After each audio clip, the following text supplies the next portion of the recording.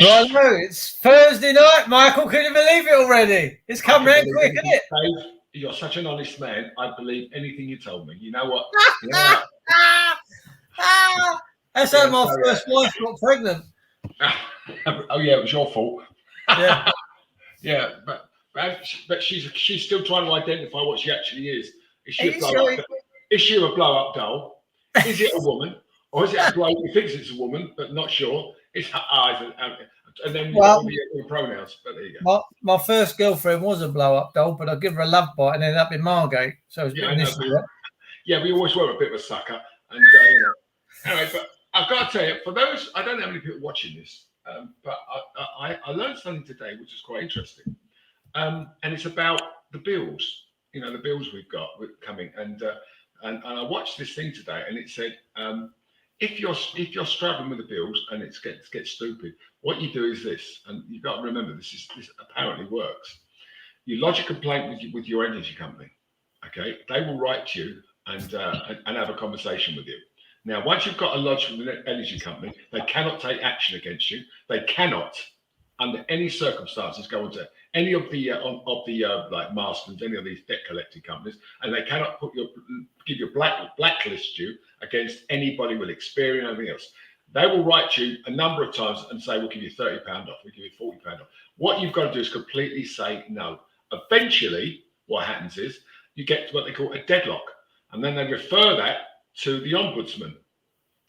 Once they refer it to the ombudsman, it's then on them to give the ombudsman, if they wish to proceed, £500. Now, if everybody in the country was to say, "Fuck you, we're not paying," and then do as I said, the energy companies would be bankrupt because these £500. Can you imagine that with, say, 1 million households? £500 million. They couldn't afford that. So you could take a view on that. If you can't afford it, that's how it is. Now I'm paying at the moment. They said that's going to cost me £7,000. £7,000 to heat my home. And then when I spoke to them, I said, no, this is all bullshit.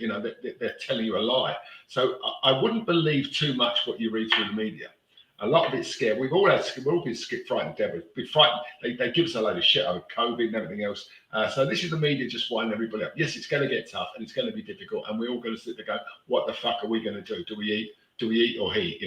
So that's the way forward, and you can fend them off until it gets to a better time. Perhaps you can do that for 6 months, and then you get to spring, and then you can close it and start repaying back, because at some point you're going to have to pay whatever you've used, because you will go to an accounting court. It's going to interfere with your credit status and everything else. So you really don't need that.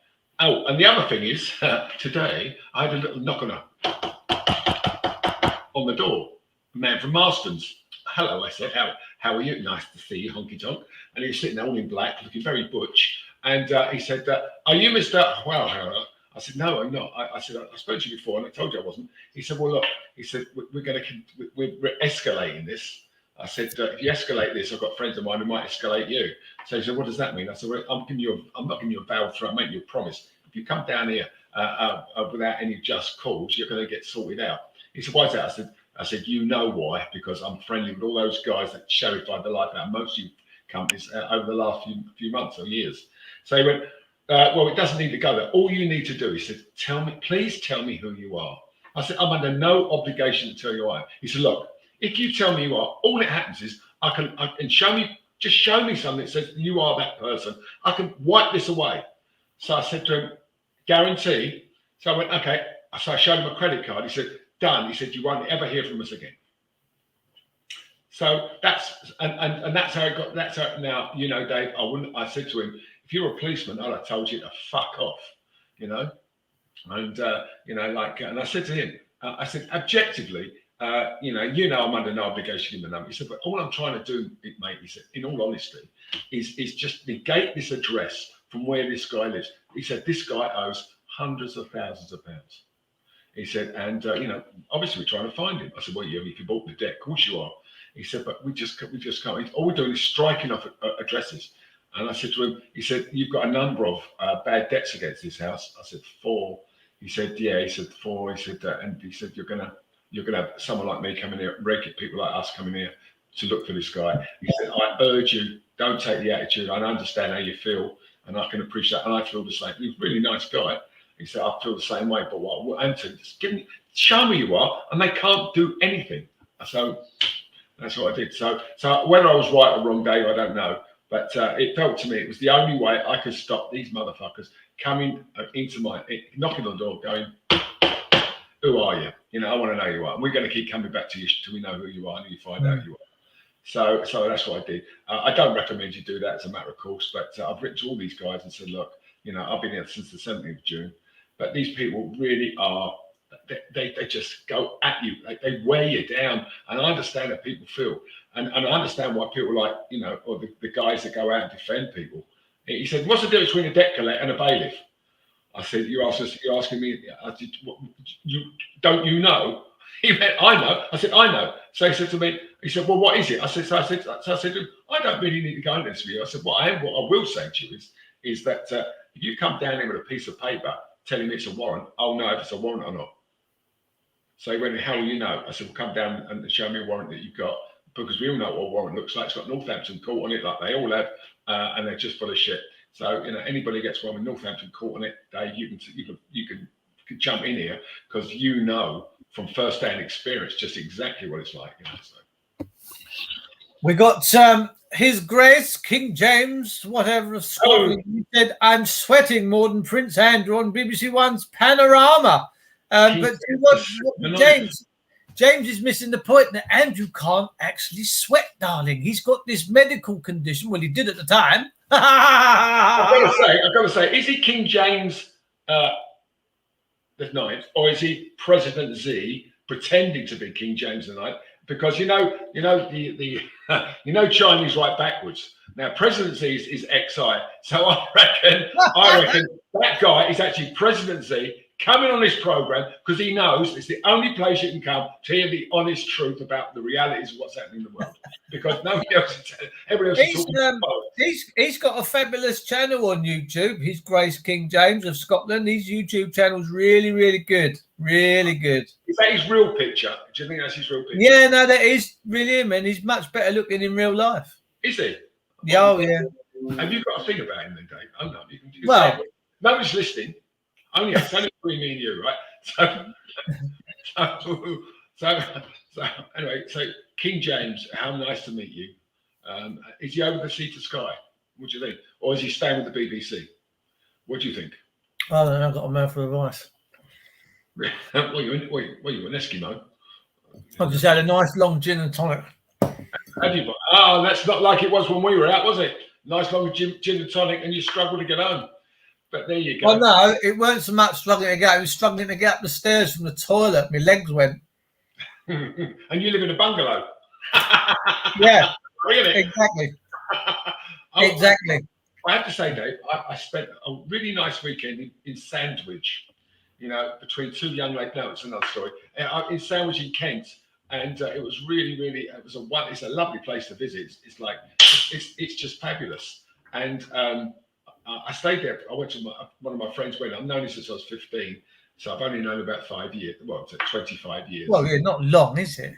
Well, I'm only 30, and so I've known him a few years. And I got. Don't adjust the contrast on your sets, ladies and gentlemen. He's telling the truth. Yeah, I know. Ask yourself a question. Anyway, so I went to Sandwich, and it was fabulous. And if you've never been to Sandwich, it really is a really nice place to visit. It's narrow little streets, lots of little shops, and you walk around the corner and you're surprised by what you see. And I recommend you want a weekend away, just the place to go. And there's another place in a place called Worth, a hotel that's there called the Blue Pigeons. They got 4 of the best rooms I've ever seen in a pub. Absolutely fabulous. But anyway, there you are. Anyway, looking at what's going on around the world and everything else and going on in the country, where do we start? Eh? Well, this Donald Trump, I don't do much for politics. I thought Donald Trump was quite a fair president, but he's just said in the last few days that FBI, these people in the FBI have just raided his house, I think, down on Florida Keys. And you got to wonder what's going on. Well, they've weaponized the law enforcement. Basically, they politicised it. The FBI are holding on to. Yeah, so yeah, I'm still just about a royalist. Absolutely, I love the Queen. His name's Dave, but they recognised. So I do, being like, I'm associated a lot with America, what goes on in America. So I do keep abreast of the news out there. And Trump is a victim of a witch hunt by the Biden administration and everybody else. Now, you could take a view on that. Was he a good president or not? And that's beside the point. The point is, he's still a citizen of the United States, and the citizen of the United States, he's being victimized because they don't want him to run in 2024. Now, Hillary Clinton, who we know destroyed God knows how many telephones, they smashed phones, they deleted emails and everything. Not a word. A guy went into the National Archive and started taking stuff out, stuffed it down his pants, stuffed down his leg, and all kinds of stuff. And he walked out and then got slapped on the wrist, a couple of $1,000 fine. Trump, they want to put him in prison. They want to put him in prison. They want to stop him and make it a felony charge. If you get a felony against you, you cannot run for president. That's what they try to do. There's a time. There's always something in time, Mike, where you get a snap, like a weather snap, and it'll happen. It'll happen very quick. It'll be a level of consciousness where the level of see, they did experiments years ago. They've done the 100 monkey experiment. They've done boiling a frog in a pot where they heat it up gently and the frog don't realise it's being boiled. But the 100 monkey syndrome is one monkey out of 100 goes in and starts doing something different, like drinking water from a cup, and they're all the others are looking at him and thinking, bloody hell, what's he doing in that case? And all of a sudden, he's done it hardcore every day for a month. And then another monkey looks and thinks, well, I might have some of that. Then that second monkey goes. And then before you know it, 100 monkeys are all doing the same thing. And then throughout the consciousness of the monkey kingdom, because 100 are doing it, they all instinctively know to do it. And it's a good thing. And that's what's going to happen with this clique with us. Now, I've said, with the way that the system is at the moment, whether you like it or you hate it, with the fuel bills, everything like that, once you push people, working class people, into a point where they've got nothing, they will come out fighting. And I've made predictions, and I made a prediction last week that they're bringing this hosepipe ban in from tomorrow. And I said there'd be advertising and campaigning now for you to snitch on your neighbour. Well, Cedric Edwards sent me a fabulous screenshot the other day. They're now advertising on telly that if you see your neighbour watering their plants after Friday with a hosepipe, please send us or call us, and we're going to issue them with £1,000 fine. So that's all that this is about. So, but there will come a point where good, normal people can't make ends meet. The bailiffs are coming in and kicking people's doors in. And I've said that this year or maybe next year, you're going to see a situation where either a bailiff gets killed or a police individual gets killed, because there is no other way around this. If they keep pushing people like they're pushing them, and if they keep taking and taking and taking and acting like King John, there's going to come a point where ordinary people have got nothing left to lose but come out and do these things that they're going to do. And I can see it happening. I can see it, and I don't want it to happen. This is the thing. I don't want it to happen, but I can see it happening. But Dave, you see, the thing is, there's so many conspiracy theorists, and a lot of these people who come up with these ideas have a lot of traction. Now, if you take what's going on with petrol, now they're talking about food shortages, all kinds of stuff like that. This plays into the WEF, the way they approaching, the way they want to control the world. Now, it's very strange that after WEF have laid out their plans, that this all of a sudden seems to be playing into it. Like, why would Biden stop producing oil, gas in America when they were self-sufficient for 400 years? They could be supplying us with gas and oil in abundance, and we wouldn't have a problem because we are their best ally. That's a fact. We are strategically more in tune with them than any other person on the planet.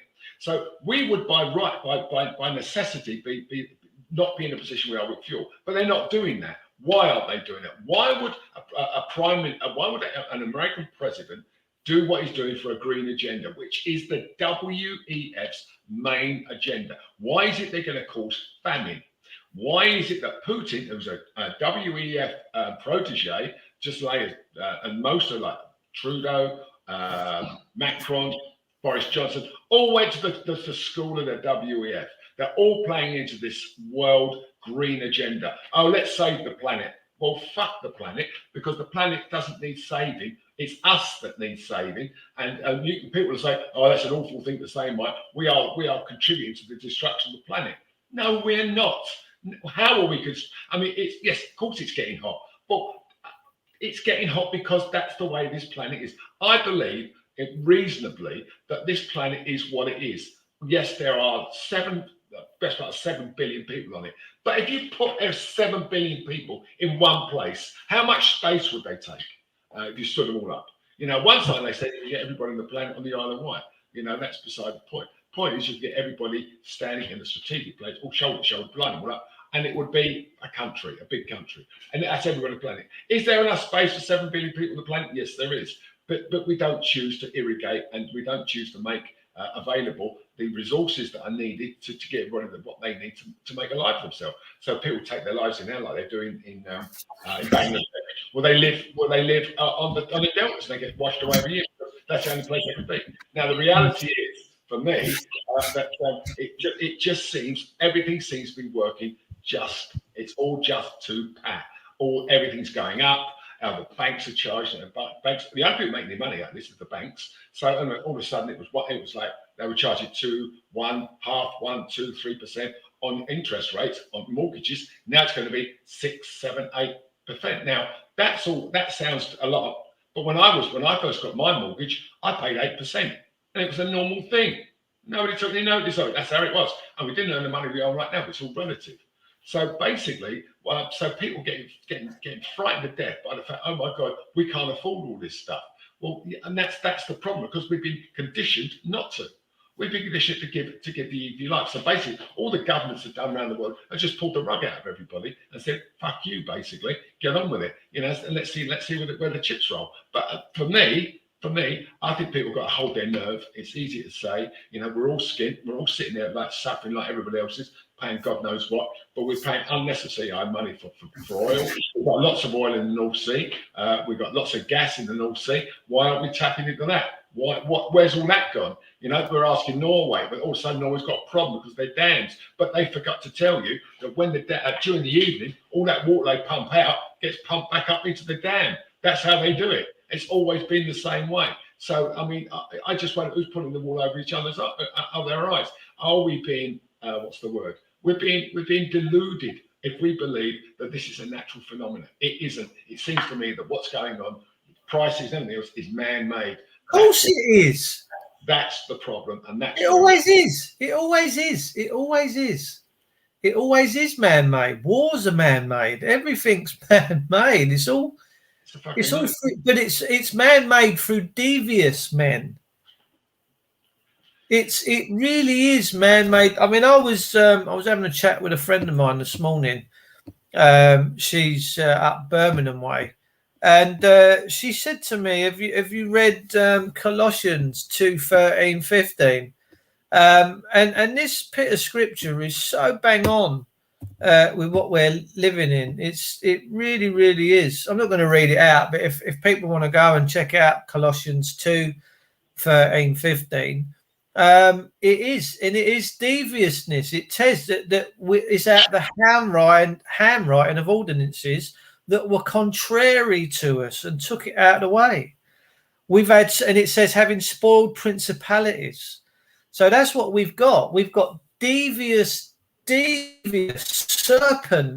serpent-like people doing these things to us. But the point, the thing about it is we accept it, but we're not now. And they know we're not. They know we're pushing back. I mean, David Icke has just released an interview on YouTube, and he said it's actually happening.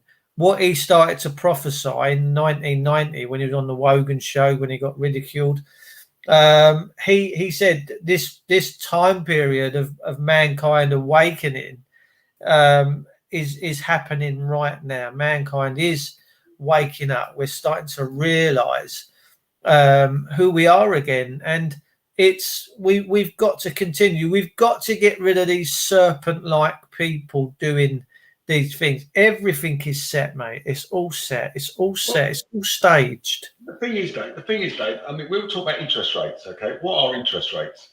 Well, yeah, it's just usury. It's just usury. It's a control. It's like you're a plumber. If you come around my house and I said to you, Dave, I want you to put a new bathroom in for me, and you go, that's going to cost you $5,000.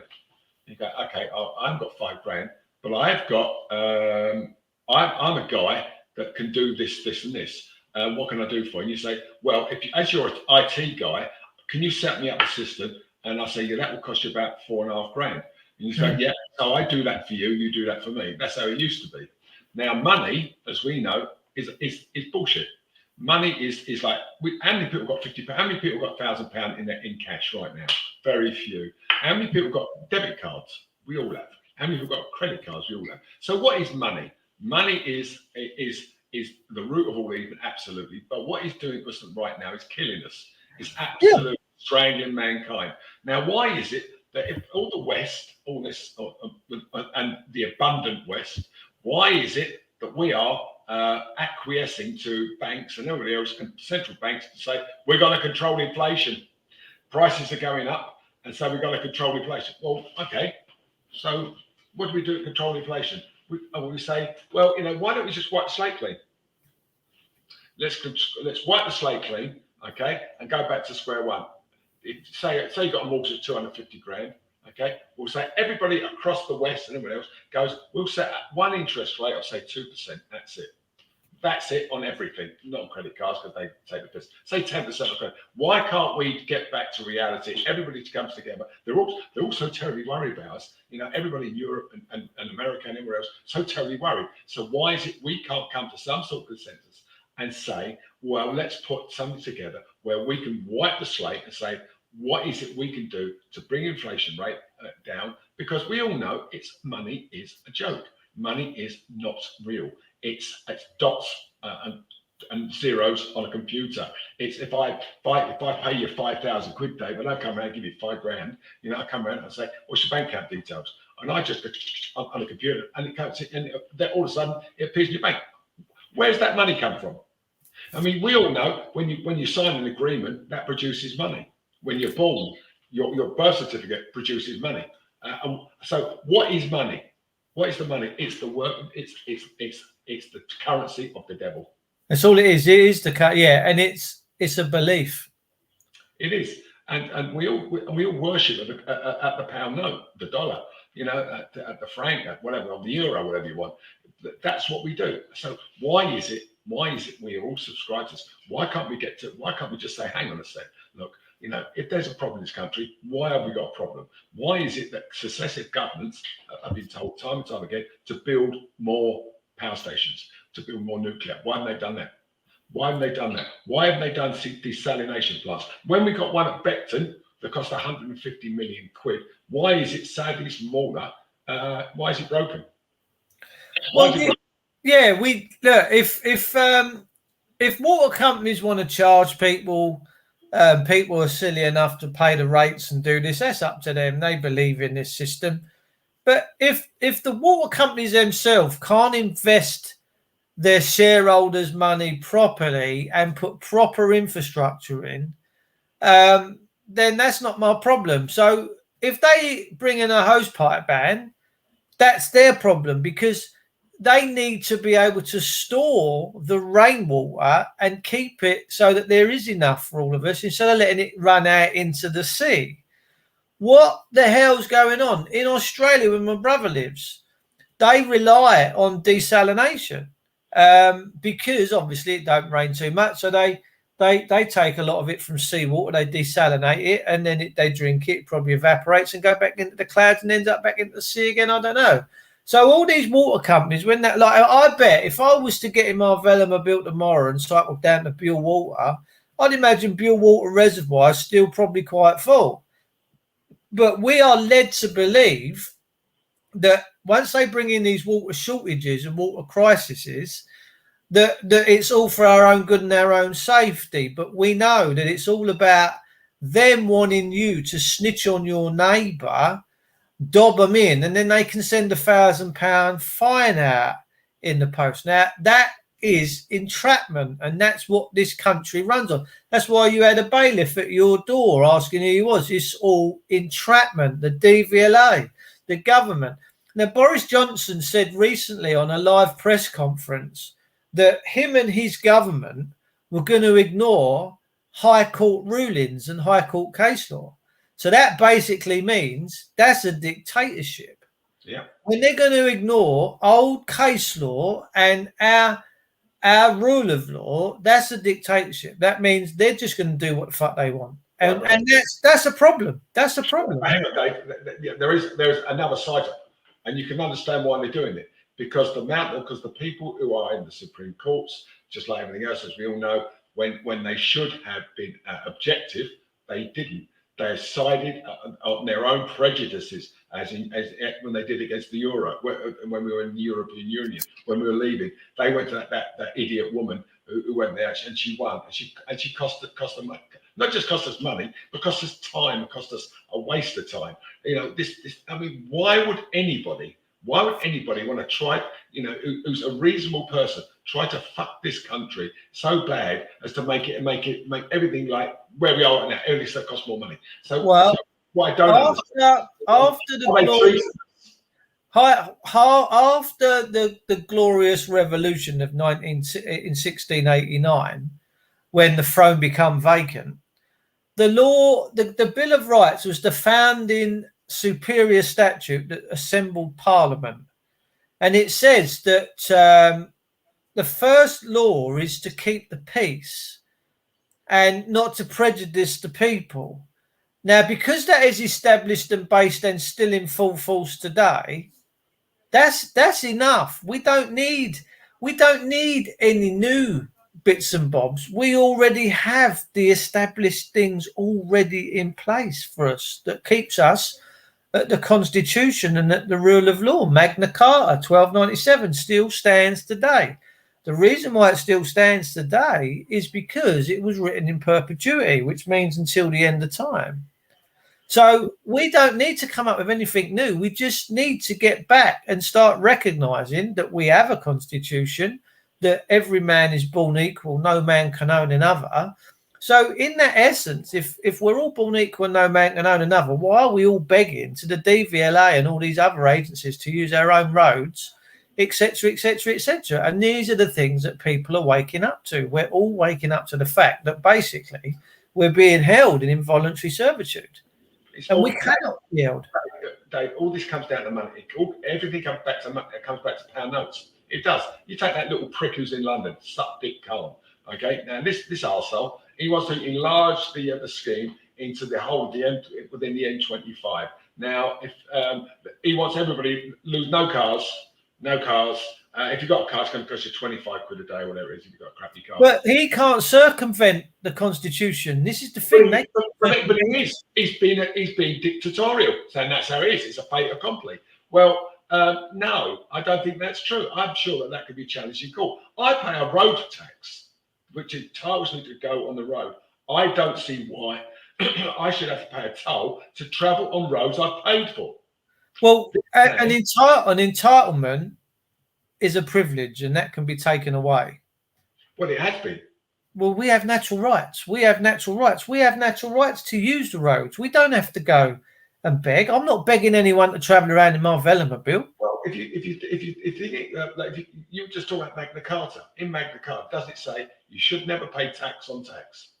There you go. No tax without representation. What do we pay on petrol? We pay petrol tax and we pay VAT. But we're the problem, because we keep paying, we keep putting up, we don't stand and stop, we don't question, we don't turn out, we don't come together, we don't say, no, you're not doing that. Because if a government doesn't work for its people, then it has to go. And they're certainly not working for us. They're working for themselves, and they've got their hands in the trough, and they've been doing it for a long, long time. And I think we need to make their bum cheeks squeak. I think we need to let them know that it's actually us. This is our land.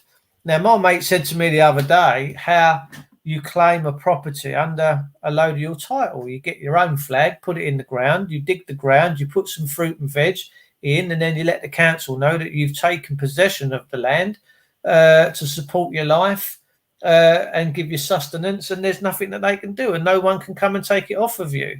There's a woman who's a lawyer in New Zealand, in Jefferson somewhere, or Jeffrey someplace out there. She's just taken a load of common land under allodial title, and people are living on it and building places, and there's nothing, the system because we seem to fail to realise that this is our land, this is our inheritance, man.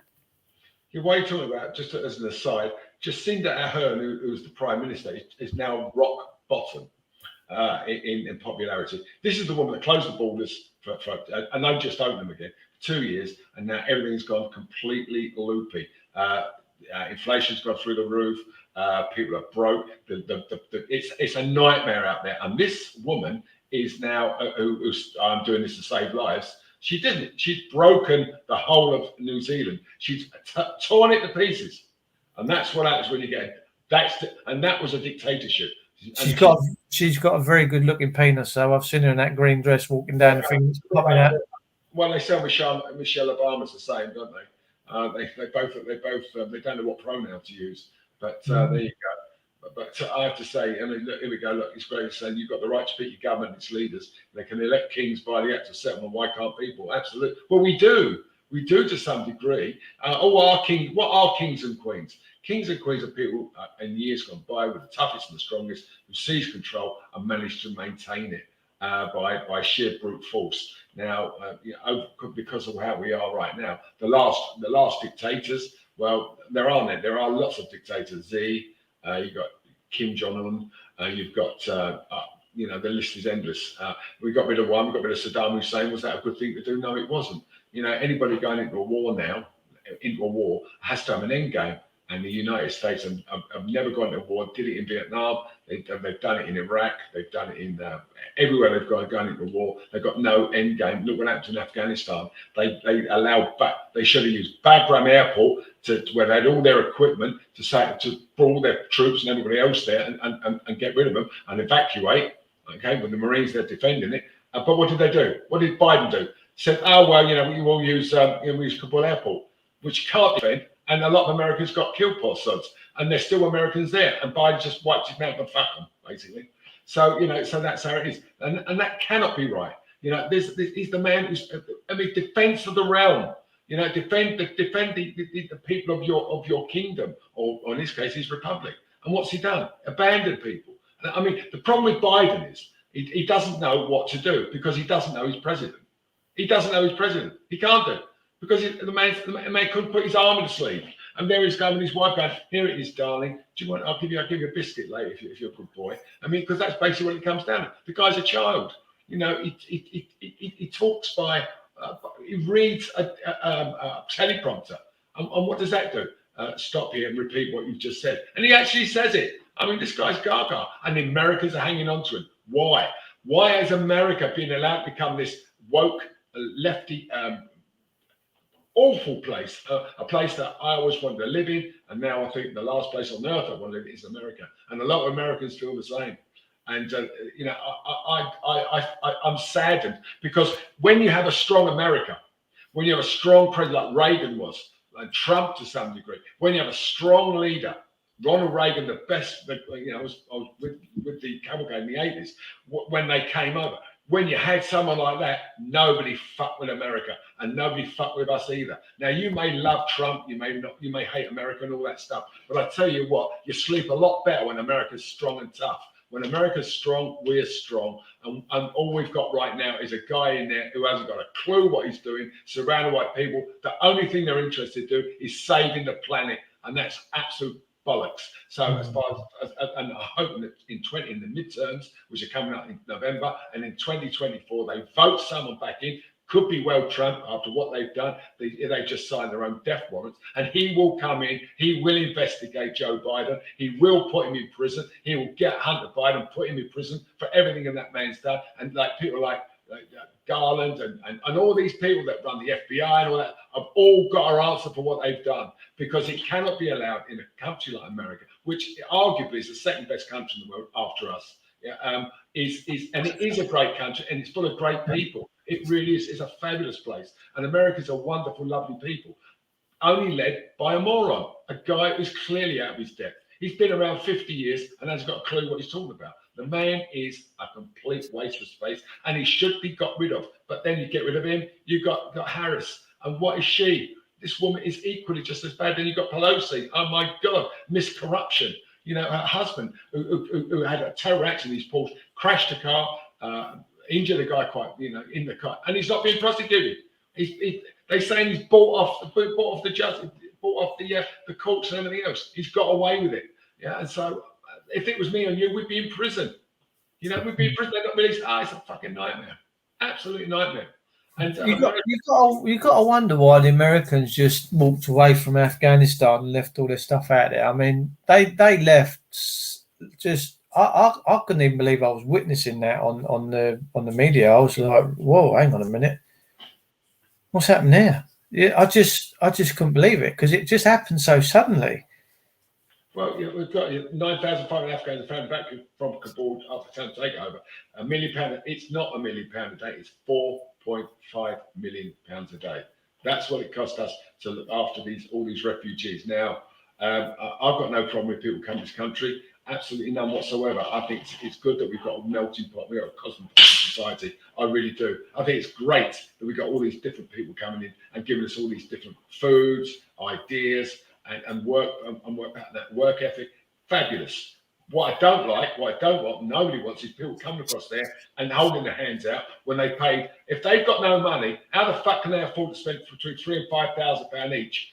How do they get that? Where do they get that? That's just to pay that. And then that's to walk, apparently, all the way across Europe, okay, and live day to day. So how much money have they got? So when they come here, why don't we strip search them like they do with everybody else, look up the Tuckers and everywhere else, and strip out all that money, take their Rolexes off, take everything away from them, and let them contribute. I tell you what, if you say, when you come here, we will build you back better, because we'll show it's like to be in Britain at the moment. Skin, you fucking morons. You're coming over and taking the piss out of us.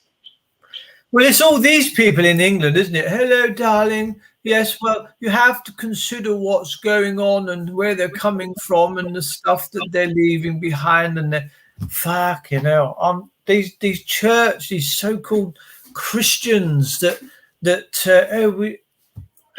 are they? Where are these people when the kids of our country are going without meals, when they're being shagged and the police and all that won't investigate? Why aren't they screaming out and talking out about that? Dave, the church. What the church done for these? What the church done? The church is sick, mate. The church is protection racket. It has been. It's actually Jesus Christ died on the cross. They've used him to make money. This satanic. The church is satanic. It's. I just can't be doing with the church no more. I think the church is a racket anyway. You know, they nailed a guy up. They nailed a guy up there 2,000 years ago. They've not stopped punching him ever since. You know, that man died for us. And what they've done, they took the piss out of him. I hope as they pass over to this their next wherever they go, that somebody goes, you back in a fucking queue forever. But I'll tell you what one thing to take that step further, Dave. I was talking to this guy, having a fabulous conversation for about an hour and a half over breakfast, and he said to me, "What do you think happens when you die?" I said, "Well, I think we go on somewhere else. I think that I think you have a lot of choices, you know." And he said, "Well, do you think energy dies?" I said, "No, it doesn't. It can't do." He said, "You're right. So, but we're full of energy. So if we're full of energy, where does that go? Where does the energy that keeps us as one, where does that go?" Okay.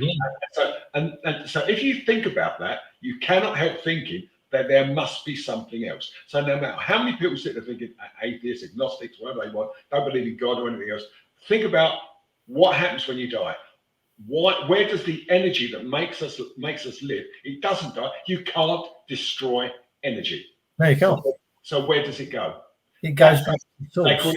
call it our spirit, and that's, well, you can call it what you like. But I mean, to be honest with you, where does it go? It doesn't just dissipate. We don't just all of a sudden become like just a bolt of lightning.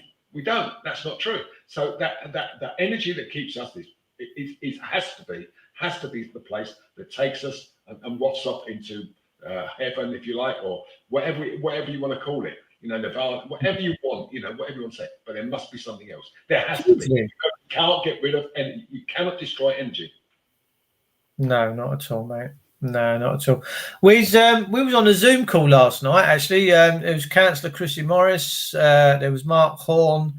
There was quite a few of us on there, and we're putting some real good stuff together now. And there's going to be like a PDF book that you can have. This is going to be on the table in the next 2 or 3 weeks, and it will be something that you can use to absolutely annihilate the system whenever they bring any claims against you for anything, and there is no way for them to maneuver out of it. It's going to be fabulous. It's going to be absolutely fabulous. I was blown away last night by Mark and his knowledge and the things they're doing. He was helping a woman at the minute. She got 3 COVID 19 fines for being in an area that she shouldn't have been, curfewed England, like apartheid. Anyway, the 2 of them, 2 cases have been dropped already, and the 3rd one should be dropped very, very soon. They can't move on the stuff that we're putting together now because they're so tightly bound by their own limitations on what they can and can't do in their system that we are going to be having this. So it's going to be fabulous. We're going to be able to give that to the people for free as well. So it's going to be good times. We are going to win. We are going to change this for sure. We are. Oh, Dave. Oh, can I have an autographed copy, please? Yes. We'll make sure that happens. Get Strong back on, Dave. Well, funnily enough, I spoke to Strong, I think a couple of days ago. He did try calling me this morning, but we haven't managed to hook up today. But I've got his documents here that he's used, the covenant. I don't know if I actually want to show too much. I'll show some brief stuff which you can salivate over. And you might like some of this, the wording. This was his Queen's Bench claim. He says here, claimant, a faithful subject, is a covenantee of Part 2.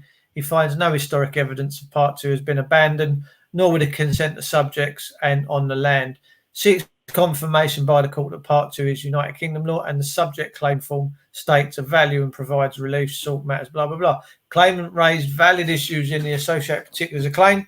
It says here, the evidence written upon the subject application is correct, and its summation that in making his or her oath die gratia to Almighty God, she, whoever affirms their belief, divine testimony and positive law, they do not swear an oath of human honesty, as which gives testimony a covenant affirms, or an oath made that does not acknowledge, else denies die gratia, is a political nicety, but however is also a certain breaching of the overriding law of the land, and brings a house making declarations, judgment, doings and proceedings to the prejudice of the people in consequence of example 1688 Bill of Rights. See, I'll keep talking about the Bill of Rights because it's the foundation document for Parliament.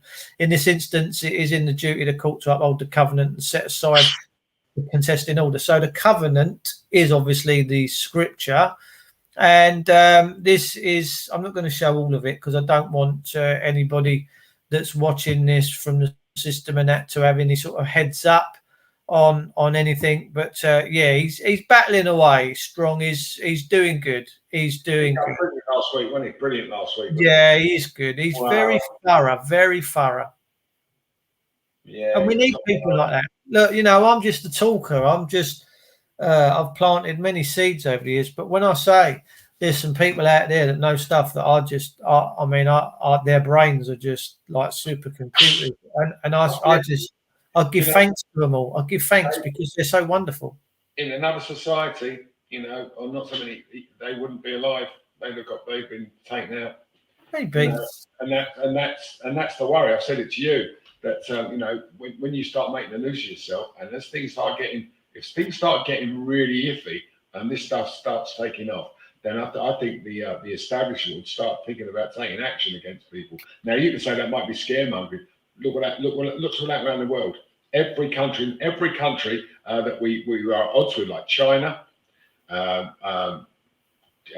Russia, some of the Eastern European states, have all got this attitude of taking people out to silence them, putting them in jail, and getting rid of them. Russia particularly does it. Anybody that goes against Putin is either killed or put in prison for 50 years. So that's exactly how it is right now. And I can quite reasonably see, Dave, now we're going to have these 12,000 spaces in these jails. Are they jails or are they re-education centres? I can't quite manage. They happen to have a mortuary, yeah, absolutely, and they have a crematorium next to them just by chance. Now, this brings you Arbeit Macht free, doesn't it, eh?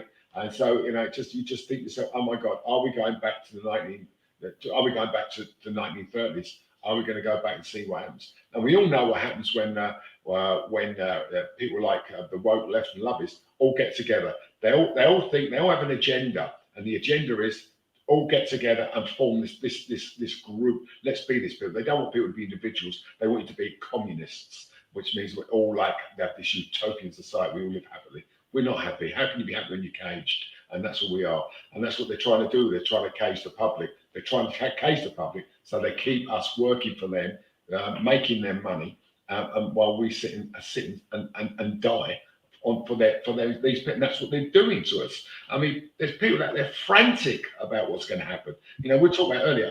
Say hold your nerve. Giving you like earlier when we first started, giving you a way out to hold these mothers off for 6-8 months, because the one thing that big business does, as you know, Dave, they don't like spending money. They don't want to spend a halfpenny. They got to spend all of a sudden got to spend £500 every time they go to the ombudsman. They're going to get sick of that. They're not going to do that. So what are they going to do? They can't cut you off because you've lodged a complaint against them. As soon as you lodge a complaint, they can't. And this goes right across the board. So I think, in all honesty, this country, the greater population has to come together at some point and say, no, we're not prepared to do that. I mean, what they're producing, is what God put here there for us.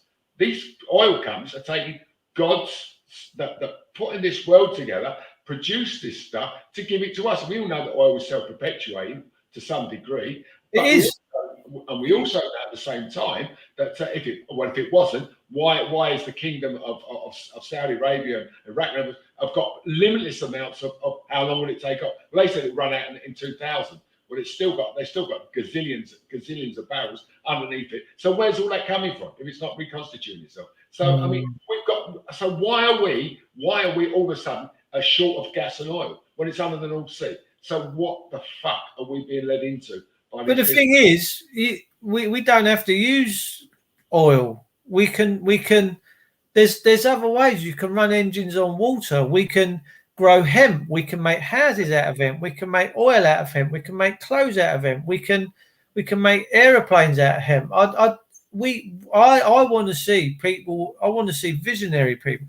We used to get so off on having visionaries. We used to really take our hat off to Tesla, to Einstein, to all these other people that we thought were sort of leaders of their time and very forward thinking. And we used to get off on the inventions and that they come up with. But now, where's the people thinking outside the box? Why ain't the farmers all working double shifts? Why are we not building buildings where we can grow all of our sustainable fruit and veg all year round? So that we don't have to go begging to that. That's the thing I'm talking about. Why are we not a forward-thinking, progressive people where we get back to abundance again, where we can all just enjoy life? Why is it all desperation? Why is it all like a Hunger Games sort of situation? And that's what we've got. We've got a Hunger Games situation. Dave, it all comes back to the WEF, doesn't it? What's the main world depopulation? That's what they really want. A green world. And a smaller world. They wanted a population of 500 million, 1 billion, and that's what they think that's sustainable for the planet. Well, if that was true, why did God give us the opportunity to procreate and produce children?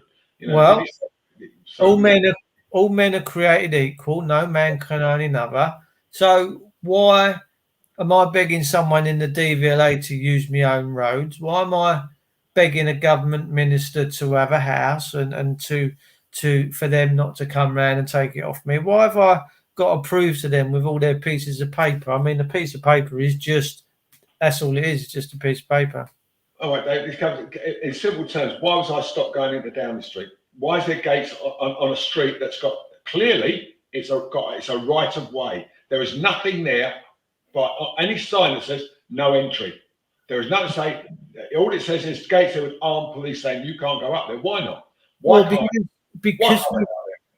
Because we've allowed them to dictate. They're now a dictatorship. Exactly. So I stood there and I'll be ground with him. I spoke last week about it. But I have to say, Dave, I mean, the problem is we're allowing it now. It was mooted that the poll tax rights in 1990. Now, a lot of people may be watching this don't remember, weren't old enough, or weren't even born perhaps when the poll tax rights came out. Now, I remember the poll tax right, and the police got an absolute kicking.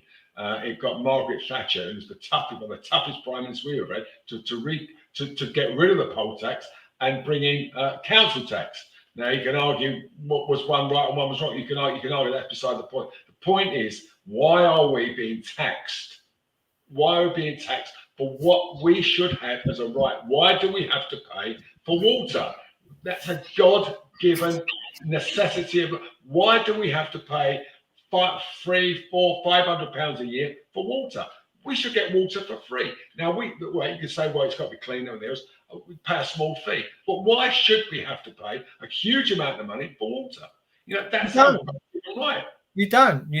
If when you look at just take the energy company, for example, if you run up the supplier, and people have done this, of the grid, and read their statements where they have to supply electricity to every house in the land, it all has to have a connection, and you speak to them and you ask them.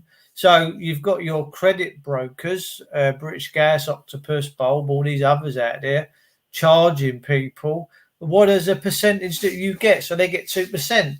And someone put up on Facebook the other day, they've been living out in Thailand and stuff, and their electric bill is £3 a month. We're the problem because we keep paying it. If we all as a country decide to say no, which they're now talking about, don't pay your thing. There's this big day coming up, I think 1st of October. I don't know when it's coming up. I can't even think of the name of it off the top of my head. But people are encouraging people now to tell these people to say no. I do believe there was a government meeting today with energy companies to discuss what the hell they're up to. They've been given carte blanche to do what they like with us. Well, I'm not going to pay £100 a month if I can pay the grid £2. That's £24 a year for all my electrical supply. So I'm not going to be paying 1,200 quid when I can pay 24. And this is the problem: greed, and more greed. And it's not fair no more, is it? It's not fair. We've got a lot of mothballed power stations that produce clean. They use clean coal. Now, I remember being the CGB all them years ago, going around these places, Fiddler's Ferry and all the big power stations. I think that's all gone now.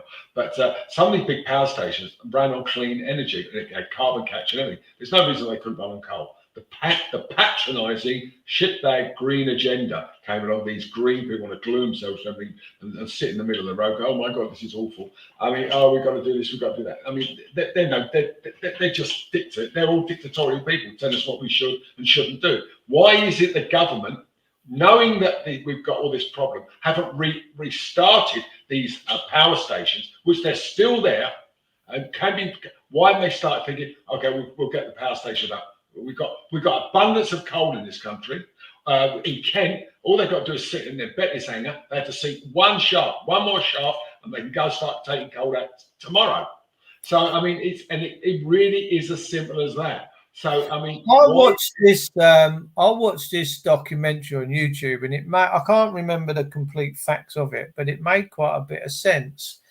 It talked about when the grid was first erected and these pylons were put up and down around the country, when there was a certain amount of houses and people, they calculated the amount of energy that was going to be used, and they put these pylons up, because what they said was there's actually these pylons that are catching the energy from the atmosphere, from the static. We all know static and stuff, and that's what's generating the power. And they've only had to put power stations in rather than putting more pylons up, just to top up, because obviously that particular system of pylon, that's what basically this video was, that the pylons were put up to be the energy creators, not the distributors. They were the creators of the power, these pylons. The pylons create the energy because they get the energy from the atmosphere. They get it from the magnetic field. That could be true. That could honestly be true. I've never heard that before. You know. Yeah. And I was, you know, I came across some of the most extraordinary people in the 80s when we were doing Sizewell B, and I said, like, you know, what are you going to do? Are we going to go Sizewell? He said we need at least another 6. And that was the 80s. We need at least another 6 because by 2020 we're fucked basically for energy, and it's just proved what it is. So why is it the government, not just Conservative, successive governments not built nuclear power stations? Nuclear power stations answer all the questions. It's clean, it's green, and it's everything you want, and it's cheap. Once you set the initial power station up, it's cheap. And why are we? Why is it the government say we're not going to build that? It's too expensive. Well, they can spend 400 billion on COVID, on a lie. They could spend how many? So they could have built 400 billion. They could have built at least 3, couldn't they? Power stations. So I'm all for government, Mike. I'm all for government. I'm all for having people running things in the country. However, I'm up for the government for doing whatever they want, but leave the people alone. Let them run this, let them do this, let them do that, but you don't prejudice the people. You leave the people alone, because the people are your bosses. I don't like the way this is. Why are we carrying the burden for them? The government was set up to carry the burden for us. We, the sovereign people of this nation, should never be having to support a governmental system. That's their job and duty to make sure that they sort all that. That's their contract, basically. You know, you leave the people alone. You let them do what the people want to do. You sort the bits and your bobs out, and you make sure that things run sweetly. That's all we need them for. But they've made it so that we are the ones taking the hits for all of this bullshit they're doling out. A government should be something that creates the energy field that goes out and runs it all, but they should be the ones that pay for it and maintain it, not the people. Corporations, anyone that's making money, if you've got a brewery, if you've got a hi-fi shop, yeah, you pay the tax, you contribute, you pay the commercial rates, the industry pays for government, not the people. We should never, ever have been put up on it for the first place. We should never be paying council taxes or nothing like that. We should never be paying it. Income tax was only started by William Pitt to fund the Napoleon for the war. That's right. And then it was got rid of. And then it was brought back because it's seen as a really good idea to make money. Anyways, and it was. There you go. Okay, right. So all of a sudden, like, we got income tax. All right. So for me, income tax, I get rid of it. I get rid of income tax completely and make everything more expensive. Well, everything's consent-based, Mike. We're a consent-based nation. Thing is, if you're earning, say, 25 grand a year, and you're getting 25 grand a year, right? You pay 1,000 quid. You pay a little bit of insurance, whatever. Suppose you get 23 grand, all right? You're 25. You can't live on 23 grand, all right? But you got 23,000 quid. No tax. The only tax you pay is on what you buy. Okay. Now you can argue and say, well, a pint of milk might go up to £1. Well, it's more or less that now, or a loaf of bread might go up to £2. Okay, but it's your money, it's your choice what you spend it on. It's not the government's. Not the government should tell us that we should keep pumping money into an NHS system which is completely failed. The NHS now cannot now guarantee anybody to be looked at. They cannot guarantee an ambulance service. They cannot guarantee when you get to hospital, you're going to be seen in the next day or two. They cannot look at my friend's son, 11. He had bones, he broke his bone coming through his arm. Okay, they closed it down. He sat there all fucking day in agony, and they did nothing. A little boy, and that's what the NHS are. And let's go out and clap for them. Let's go. Oh, thanks for saving us from COVID. What COVID? What was COVID? Right, another lie perpetuated by the government to do what? To destroy Western civilization. But it's basically what it's done. Closed down the civilization for 2 years. 2 years. And what has it done? Kids are destroyed. Their brains all over the place. They're behind in their studies. They've got no real futures. They've got to play catch up all the time. And this is what this government and successive governments around the world have done continuously. And there's no let up. They're still going to try and force on these COVID passports. We hear that COVID passports still may be needed. Even though they promised us faith, they won't be. If you took if we went back to how this originally was, if you took all the corporations that are out there, all the industry, all the high streets, and you said, right, okay, we're cracking on with you lot as normal, as government, because that's what governments do. They were instituted amongst men to look after men, but the people, we're not going to be out of intercourse with them no more. So the industry and the businesses is the one. Trust me when I say there would be enough revenue generated if it was used wisely and respectfully to run this whole country. And the reason is because that's how it always used to be. We was always left alone to be private. Dave, I've said it before, time and time again. Ever since I've been doing this on various places I've been on, I've been saying when I was a kid, there was no big government. Everything was run by the local, like the Deptford Borough Councils. Deptford Borough Council ran everything. Water, they ran sewage. They did take away the rubbish. They looked after everything was done by the. And that was it. And everything worked perfectly. Everything was wonderful, you know. And the Royal the Royal Mail was in charge of telephones and postage, and telegrams. Fabulous. And all of a sudden, we've got technology. We got technology. Why is it in times gone by, only 100 years ago, you could send a postcard to your wife at 9 o'clock in the morning, and she will get it to meet you on the train at 4 o'clock in the afternoon. Why is it, with all the technology we've got, we can't do that? Why is it with all the technology we got, we haven't got the cure to after all the people we got? Why is it we keep pumping money into a system which clearly is not fit for purpose? It's not. It's not. It's done. It's over. And people got to get used to it and get rid of it because it's a fucking dinosaur that was set up for 45 million people. It's 25 million people, half as many again using it. And that's what's wrong. We do not have the big enough, no matter how many hospitals we build, we'll never have enough spaces. We've got to get rid of that system and bring in a system that works, that's affordable. Not this, we all got this, oh my God, we've got to save the NHS. Save it from who? Who are we going to save it from? Exactly. They keep saying, we've got to save the NHS. It's a mantra. It's a mantra. Save it from the politicians. That's exactly right. That's what it needs saving. Now, this couple I went to on Monday in Sevenoaks, lovely house. They got a place in Thailand. They haven't come back to England for the last 3 years, right? And they live in Phuket. They've got a massive place in Sevenoaks, and it gets looked after. The gardens get cut and everything. But she was on the phone on an hold. I said, who are you on the hold to? I said, you've been on there half hour. She said, it's the bloody doctor's day, right? And she's very posh, but she was from Bermondsey, and I picked up on that when I walked in the house. So me and her was getting on like house on fire.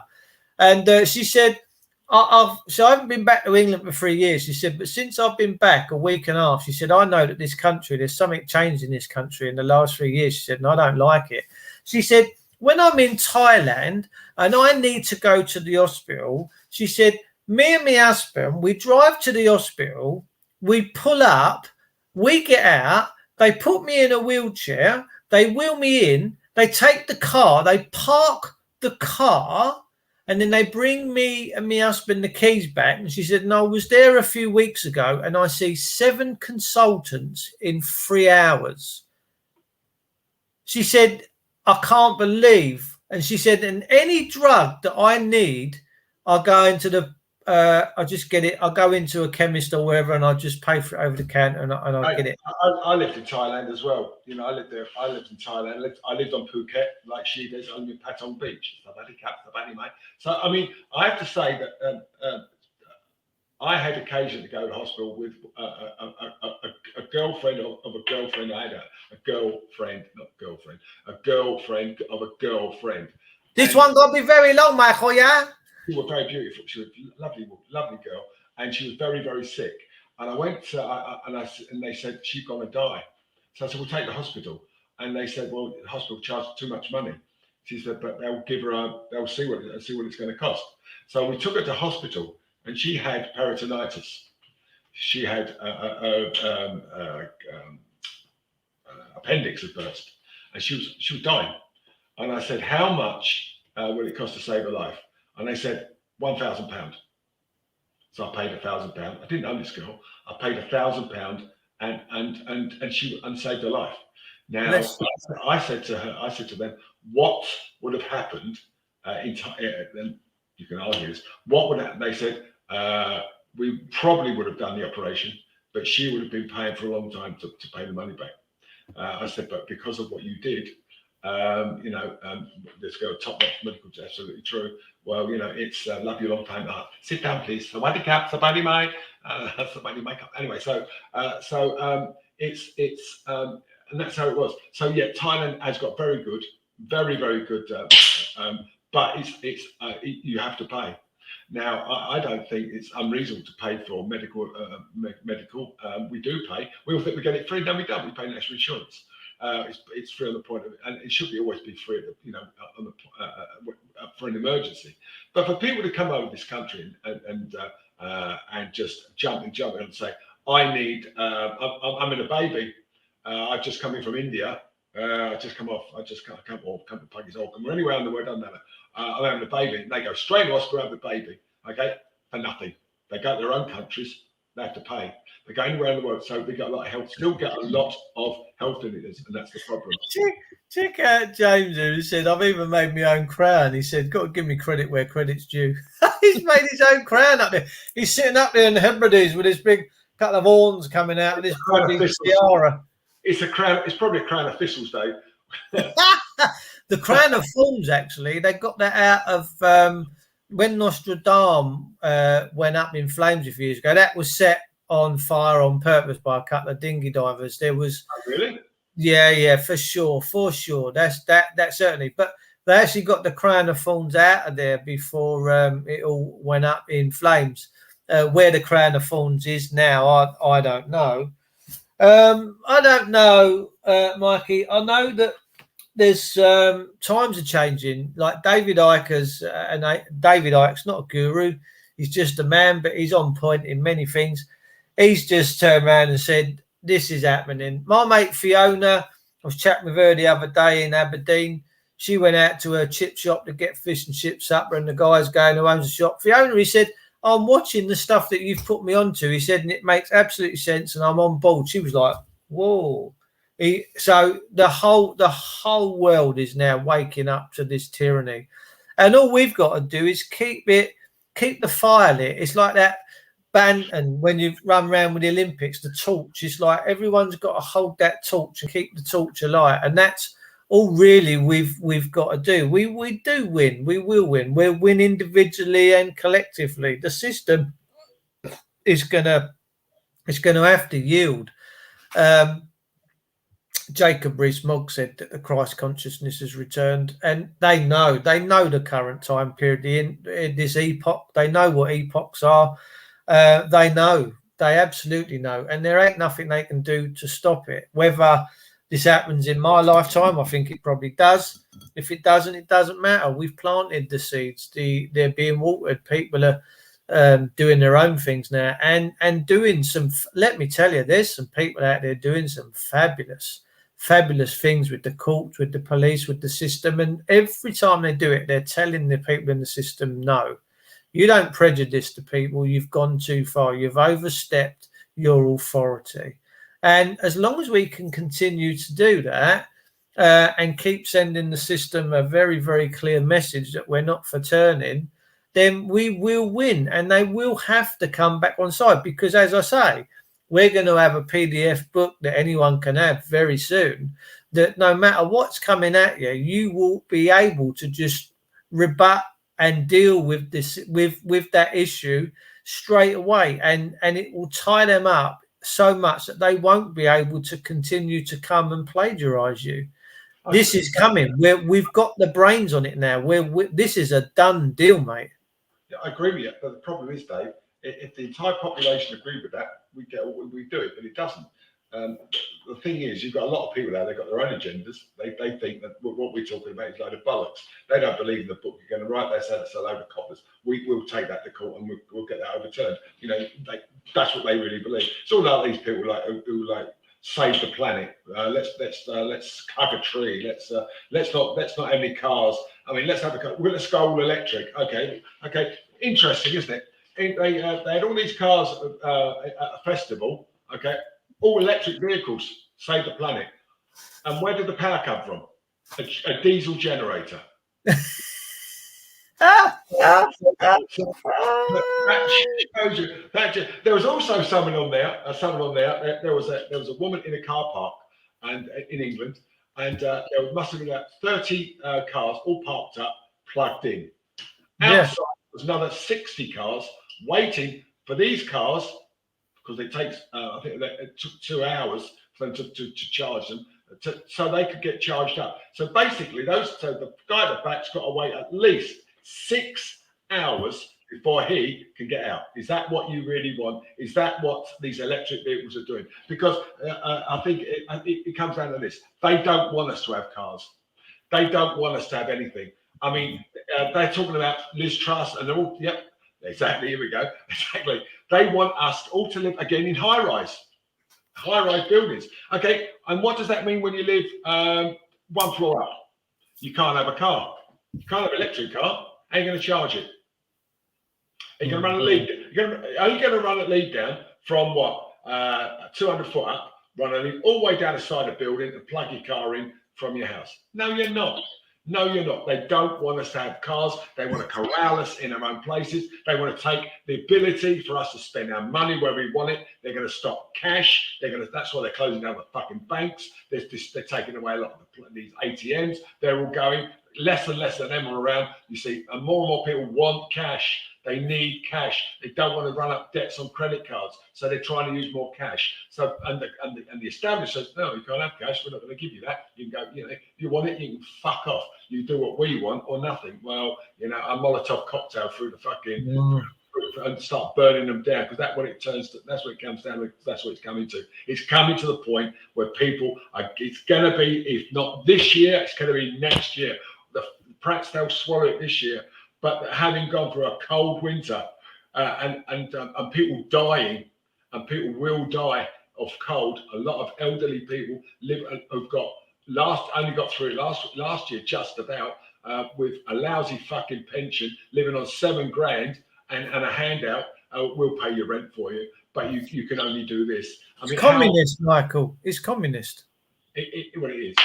It is. Anyway, we are at 10:15. You know what time it is? Yeah, it's that time to say goodnight, isn't it?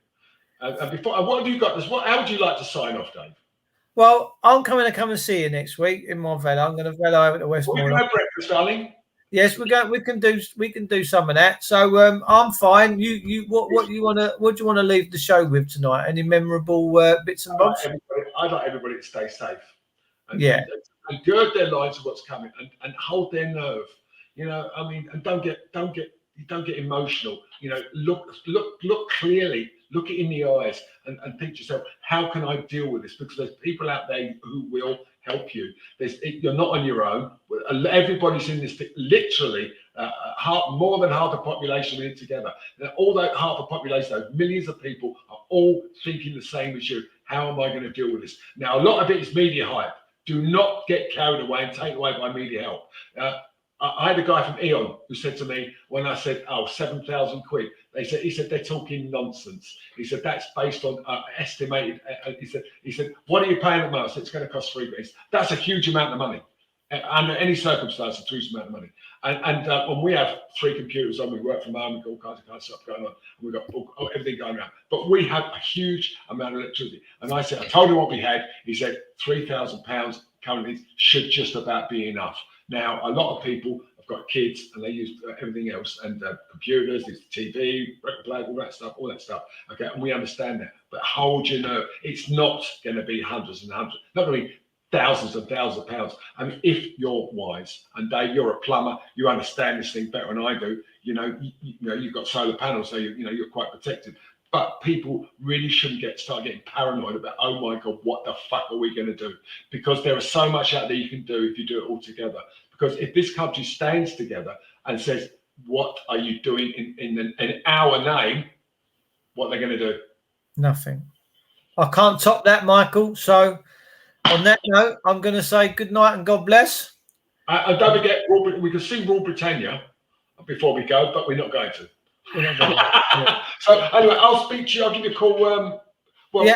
Tuesday or Thursday's good. I'll come and see you next week, mate. I'll be vellowing over. Thank you, everybody, for joining us tonight, and we'll see you all next week. Good night, God bless, and it's good night from me and good night from him. We're both wear glasses too.